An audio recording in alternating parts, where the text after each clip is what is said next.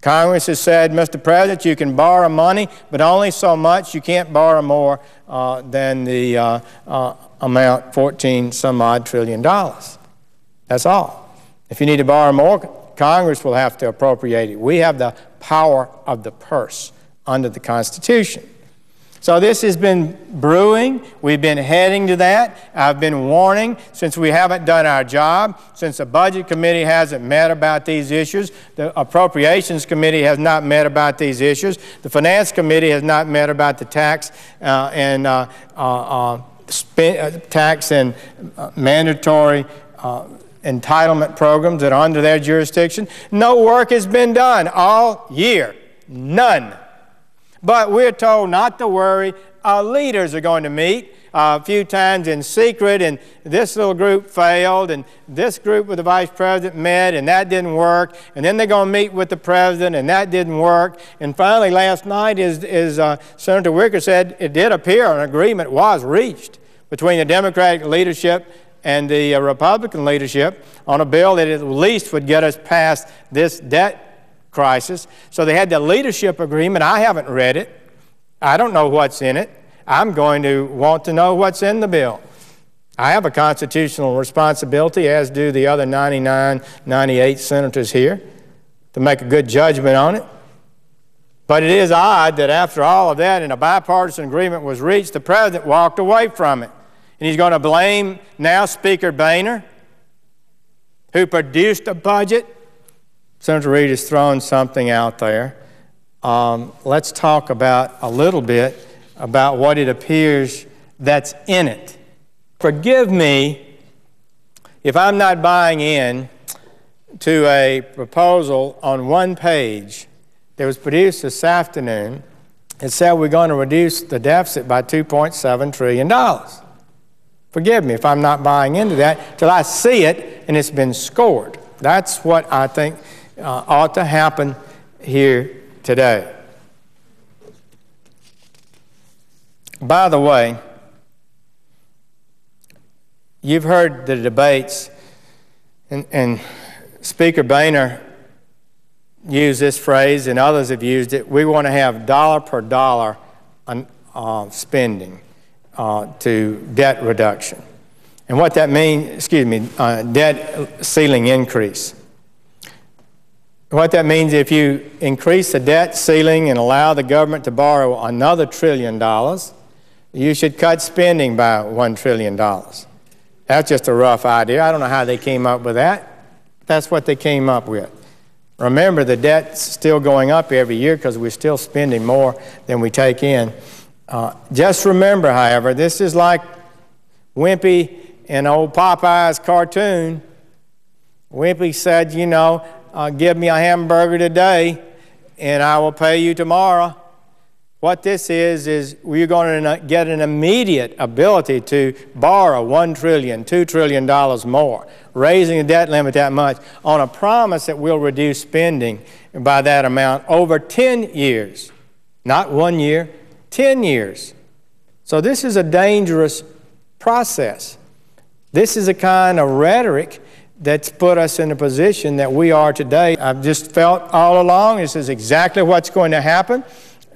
Somewhere in the back of the minds of the president or the leaders or somebody was the idea that they would bring up a plan at the 11th hour, 50th minute, bring it to the floor of the Senate, say if you don't vote for it, members of the Senate, if you don't vote for it, members of the House, we're going to have a debt crisis and it'll all be your fault. Well, I'm not in that. I'm not going to vote for any kind of significant legislation as this is until I've had a chance to read it and think about it. And what's going to happen, I'm told, after the Majority Leader Reid produced a one-page summary of his plan this afternoon, told us not to worry. He's got a one-page summary. Trust us. And that he's going to introduce legislation tonight, and we'll vote Wednesday morning. And it'll be good for America. Just do what I tell you and go along and mind your manners, and we'll get this thing taken care of. Trust me.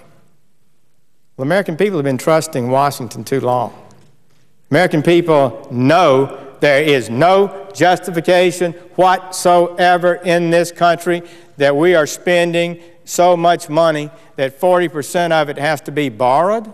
Majority Leader Reid talks about his plan would reduce spending by $2.7 trillion, but really it appears to represent a $1.2 trillion or so reduction in discretionary spending, and the rest of it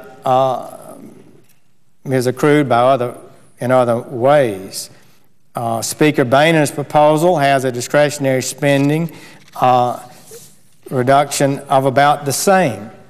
But what's obvious is that Speaker Boehner's commission that would reduce spending more is it has a target, a goal to reach an additional $1.8 trillion, whereas the points produced by Senator Reid mentions a commission, but it has no reduction required in spending as a part of the duty of that commission. They don't have any obligation to produce a reduction in spending. But what else is here? The other factor is that we are now drawing down the cost of our military efforts in Afghanistan and Iraq. Last year we spent a little over $150 billion. This year we'll spend a little over $100 billion, and the plan is to soon be down to at least $50 billion in 2 or 3 years. So over the 10-year period, there'll be about 8 years, nearly at $50 or so billion spent on the war, instead of $150. That's part of the plan that we've been operating along for a long time.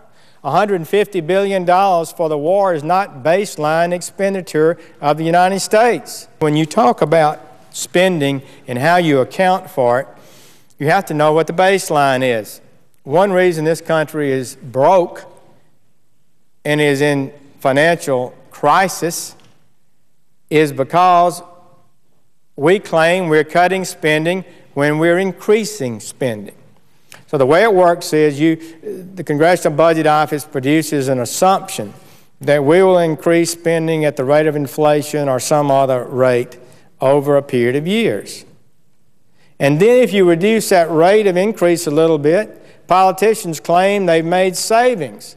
They've cut spending. But spending is not cut. Spending's still going up. And there are various baselines out there about how to calculate this. And it's very significant over 10 and even more so over 20 years.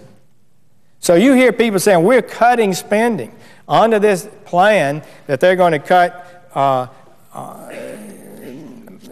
Speaker Boehner or Senator Reid. Either one of those plans, I am confident, will show we're spending a good bit more money in the 10th year of their plan than we're spending today. And this is confusing to the American people.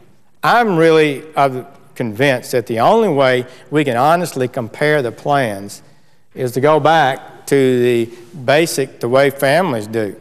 Do you increase your spending or you don't increase your spending based on what you spent last year? And you have a flat level, and how much do you increase it over 1 year, 2 years, 10 years? How much does it go up? And I again repeat my deep frustration that we have not conducted this in an open public debate for months now, utilizing the established Senate procedure, the regular order, but have attempted to solve this big problem in secret, behind closed doors, with just a few people. I believe that is contrary to the historical understanding of the role of Congress, and I'm not happy about it. I oppose it and I object to it, and I expect to have appropriate amount of time to consider whatever plan comes forward.